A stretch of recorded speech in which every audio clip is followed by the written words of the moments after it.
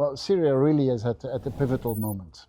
After 14 years of an atrocious war with way too many casualties, the country is stabilized, violence is gone, and after a period where there was huge humanitarian needs, huge need for help, for aid, we are now at a moment where we can move from providing aid to investing in the future of the country.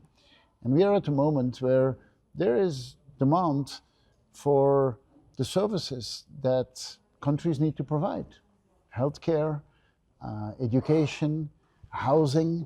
We see 1.6 million returnees last year. Many more are looking into returning to the country and rebuilding the country.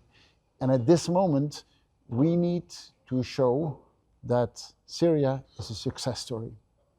If you would have told me 5 years ago that today the country would be where it is, no one would have believed it.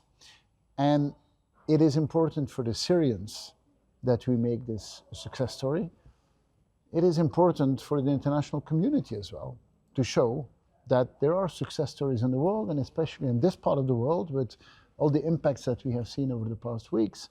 It is our duty to the Syrians and to the rest of the world to show that the transition towards democracy, towards a peaceful, prosperous country is possible. There are still many needs which are related to the war. When the war stops, the danger does not stop. There are today still probably tens of thousands of mines and of unexploded devices. And the country is still quite dangerous. Probably more than 60% of the surface of the territory still is dangerous because of mines. And we see what happens. I mean, almost 25% of the Syrians are disabled, and very often due to those devices that exploded. So it's very, very important that together with partners we speed up in taking away the mines, in demining. That is one big element. But then the other big element is, of course, the need for housing, the need for services. People are enthusiastic about the transition that happens, but they will want to see, okay, what has improved in my daily life? And we've seen how war is development in reverse. We've seen how the past 14 years, how much prosperity has been destroyed, how much the country has gone backwards. It is now the moment to go back forward, and that can only happen with local political leadership. We as UN organizations, we stand on the sides. We stand shoulder to shoulder with the Syrians. But the Syrians are the ones who will make it happy, and we would be, of course, delighted to continue to be a partner like we have been over the past years. But it is really the local leadership that will make it a success.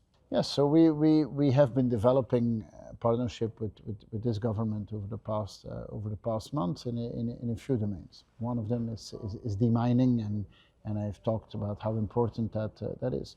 But also in other domains, water sanitation, for example, built a water purification plant, and we will do a few others in the months to come. We work in the domain of prosthesis, people who have lost a limb and who we help to be part in society. But we also work in private sector and entrepreneurship and helping young people to get the technological skills to be entrepreneurs. These are all on the operational side. These are projects. Besides that, we obviously have an advice role. We are an interlocutor to the Syrian government, and we discuss with them what we think the priorities should be.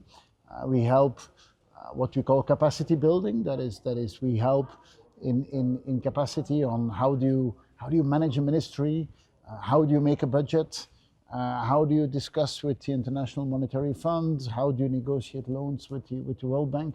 We have quite some expertise in this, but we love to work together with Syrian authorities and help them in getting the country back on the rails. Well, yes, we met with many ministers. We also met with the president over the past days. We've seen a few priorities. Priority number one is no mines, and that we agree.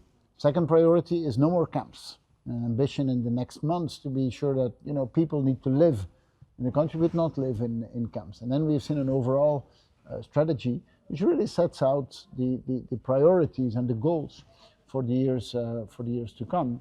That now needs to be translated into more detailed approaches of how to achieve this. It's good to have goals, but now we need to detail on what kind of projects, what type of intervention is necessary, and we're looking forward to continue working with the current government in the months to come. Well, I think that there is still huge needs. I mean, a large part of the population is still living in poverty and does not have sufficient income. There is still a lot of unemployment that is there. But at the same time, we need to invest now in justice systems, in education, in housing. And these are investments. This is not just help that you need to give every day. This is leading to having a house where you could live, to having jobs that give you an income, and with an income you can be self-sufficient and not be dependent on aid. That for us is a natural transition, and that is different UN agencies, but we will work together in doing that. The message that we want to give to the outside world is now is the moment to provide funding for the reconstruction and for the rebuilding of Syria. If the international community is now not stepping in, then we're really letting down the Syrian people. I mean, if you've seen the courage that they have shown over the past years, as an international community, we should now say, okay, we will be part of the rebuilding of the country.